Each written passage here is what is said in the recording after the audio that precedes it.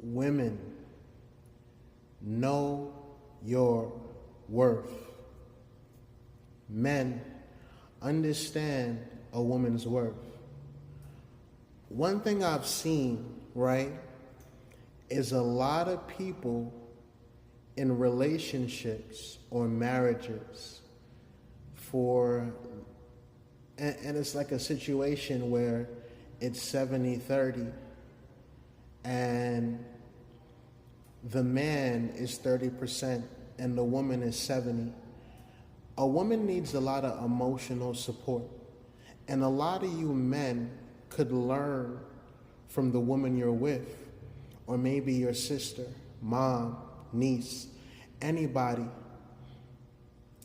Women teach you how to handle your emotions and still enjoy life, genuinely. When I look at what a woman is, it's energy. It can't be tamed. A woman is the soul. It carries the souls that you create with her. And when I see things like men on child support, I think to myself, where was his mind when he sat in front the doctor and her as you looked at the sonogram? Maybe you forgot. Maybe you you being sexist, narcissistic, chauvinistic, experiencing and enjoying different aspects of machoism, megalomania, delusion, has got you to a space where you're not believing in yourself enough to help your woman through her emotions. And this is why we have things like postpartum. And I could only imagine, and this is not a shot at men, it's a shot at men that wear the shoes I'm speaking on. Women, know your value.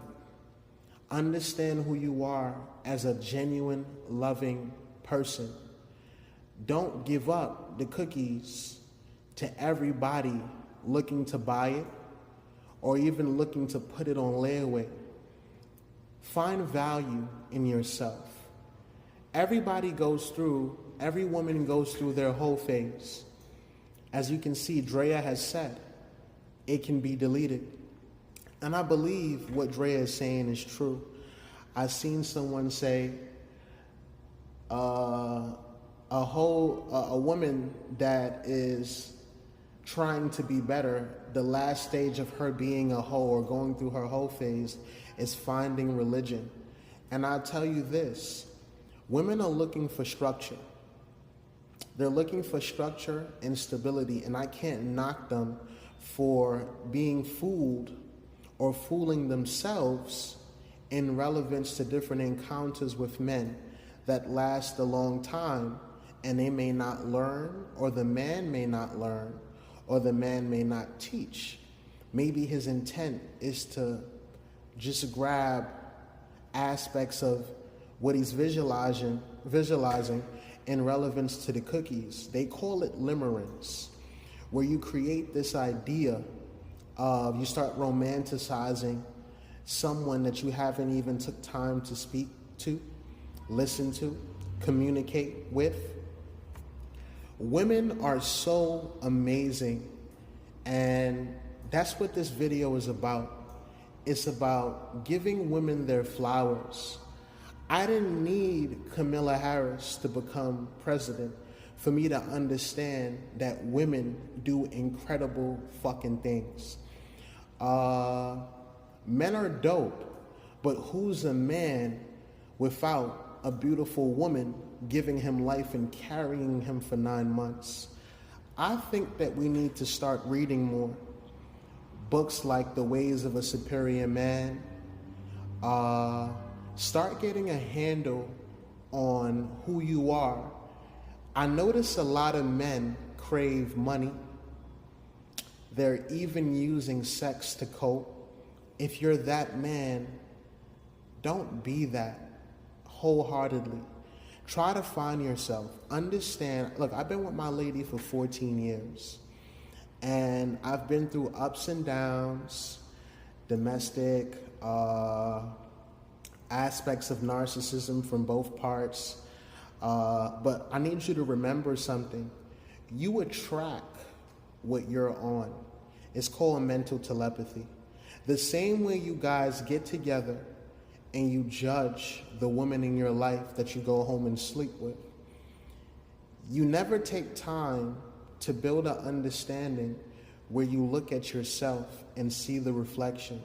That's why every time you leave one woman, you go to another honeymoon phase, and then before you know it, you're back in the same situation. Listen, we talk about The Laws of Human Nature by Robert Greene. You endure, you pity yourself, and then you embrace. We need to get to a space where through the pity, we're holding ourselves accountable of what we're doing and making sure that we understand we are the creator of these things. We are the people behind these things. We are the living manifestation of our universe. The universe is mental. And I think that some of us are understanding it, but please be very careful, because the way we treat women is the way we treat ourselves. If one thing I've noticed, right, is that I'm very hesitant to do business or to even associate naturally with men that actually cheat. Because in my mind, I'm thinking to myself, well, you don't have to be in a monogamous relationship. You can be polygamous all over and you can find the structure for that. But for you to be in a relationship and to go home at night and to sleep with someone, but then go do it with somebody else, involvement equals evolution. Find the woman that you're mostly involved with and you stick to that, because you have to understand who you subconsciously fuck with on an esoteric level. Listen, man, let's start treating women better. Let's be more loving. Let's start being a little bit more appreciative. Let's start understanding, hey, the way I treat myself is affecting the woman I'm with. And if I see narcissism in her, if I think that she needs help, then what the fuck do I need, right? Shut the fuck up, stop watching football, and start to work on your relationship. If you don't want a relationship, know your purpose as a man, because you will continue to suffer if you keep hopping over that fence and staying in the middle. You'll get your balls cut, you understand? And I mean that from a space of, why are you on the fence? Pick a side. Because there's no way that I do a 2 to 9 and I can do a 3 to 6. It's not gonna make any sense. I'll try to make it possible, but which job is paying me more?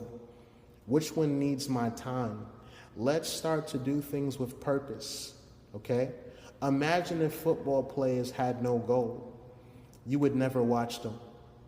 Imagine if basketball players had no points. Why would you watch it? Focus your intent and be better for you, for yourself.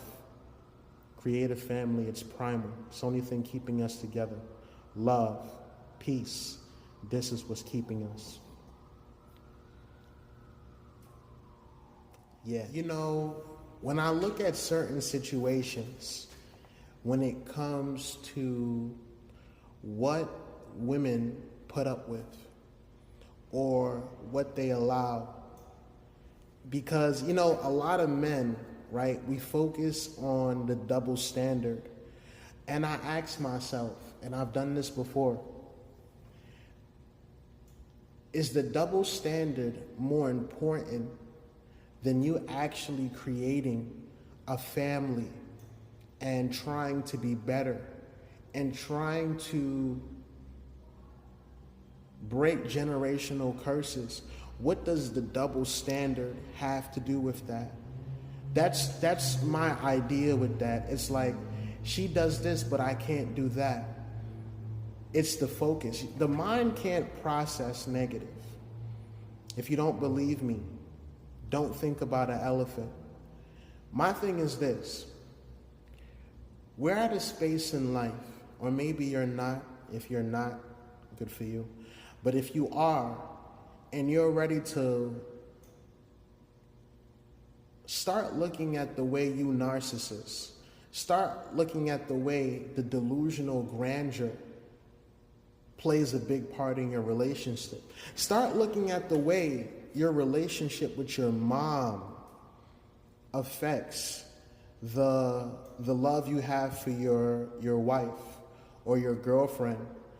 Or maybe you're in a state of mind where you date multiple women and you enjoy the honeymoon phase. You're in for the long con. You enjoy the honeymoon phase.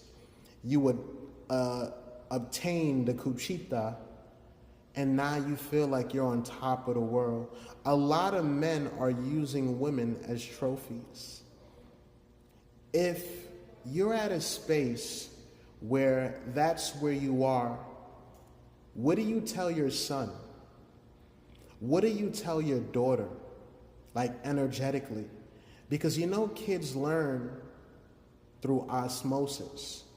So what do you tell the daughter, your mom, not more so your mom, but who the fuck do you want to be?